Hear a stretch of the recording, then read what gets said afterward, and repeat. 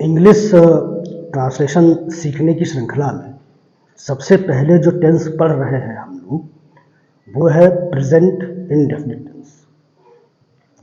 इन जो present indefinite tense होता है, इन वाक्यों के अंत में ता है, ते हैं, ता है, ते हैं, खाता है, पीता है, इस प्रकार से आता है। जितने भी टेंस हैं सबकी एक अलग हेल्पिंग वर्ब है। इस बात को बहुत बारीकी से समझिएगा।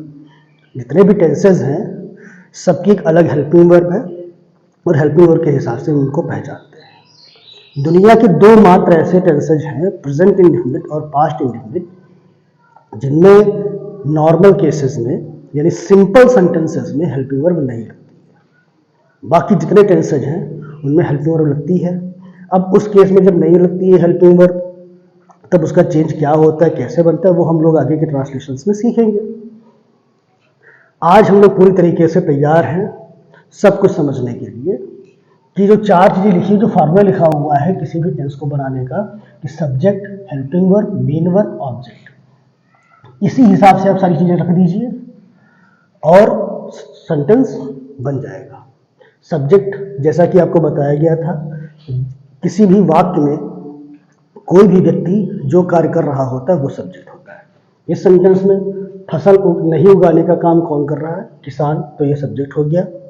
बच्चा खिलौना नहीं तोड़ता है, खिलौना नहीं तोड़ने का काम कौन कर रहा है? बच्चा, तो ये सब्जेक्ट हो गया। हेल्पिंग वर्ब इसमें नहीं दिखेगी आपको, वो याद करनी पड़ेगी, वो चार्ट बना दिया जाएगा, समझ में आ जाएगा। अब अगर हेल्पिंग वर्ब देखनी है तो प्रेजेंट इंडेफिनिट में लगती है डज या डू। सिंगुलर मतलब एक वचन, जैसे कि अध्यापक पढ़ाता है, एक वचन हो गया, अध्यापक पढ़ाते हैं, बहुवचन हो गया। यहाँ पे जब नहीं की इंग्लिश आएगी तो अकेले नहीं लिखी जाएगी, उसके साथ में हेल्पिंग वर्ब का उपयोग करते हुए डज नॉट या डू नॉट लगाएंगे और ये हेल्पिंग वर्ब हो जाएगी, वहाँ पे रख देंगे। फिर मेन वर्ब, उसमें काम क्या हो रहा है? फसल उगाना एक काम हो गया, खिलौना तोड़ना एक काम हो गया।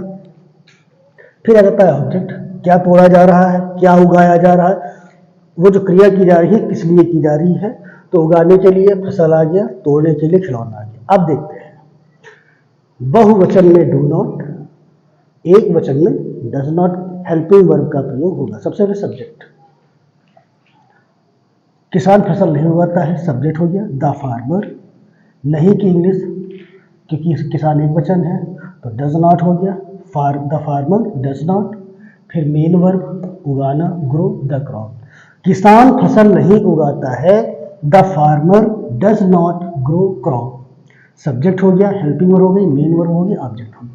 इसी जगह पर अगर किसान फसल नहीं उगाते हैं, तुरंत ही ये बहुवचन हो गया, नहीं इसमें भी आ रहा है, लेकिन हेल्पिंग वर्ब लगाएंगे डू नॉट, क्योंकि किसान फसल नहीं उगाते हैं, बहुत से किसानों की बात हो रही है, तो बहुवचन हो गया, तो हो गया द फार्मर्स, यहाँ फार्मर लिखा था या फार्मर्स हो गया, बहुत से किसान के लिए।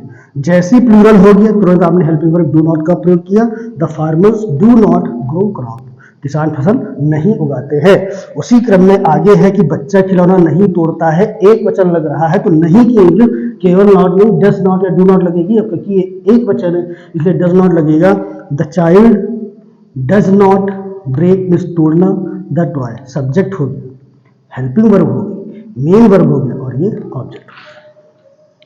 बच्चे खिलौना नहीं तोड़ते हैं, बहुत से बच्चे हो गए, तो चाइल्ड का प्लूरल चिल्ड्रन होता है, तो the children do not break the toy, बच्चे खिलौना नहीं तोड़ते हैं, ये सब्जेक्ट हो गया, ये हेल्पिंग वर्ब हो गई, ये मेन वर्ब हो गई और ये ऑब्जेक्ट हो गया।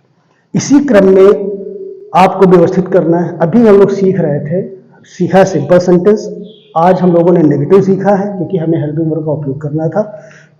अगले वीडियो में हम लोग क्या करेंगे, जो इंटरोगेटिव सेंटेंसेस होते हैं उसमें हेल्पिंग वर्ब किस तरीके से उपयोग करनी है इसके बारे में सीखेंगे। आज subject, helping verb, main verb सबका उपयोग हो गया, ऑब्जेक्ट का भी उपयोग हो गया है, और इसी को समझते हुए आगे के टेंसेस पर भी हम लोग ध्यान देंगे।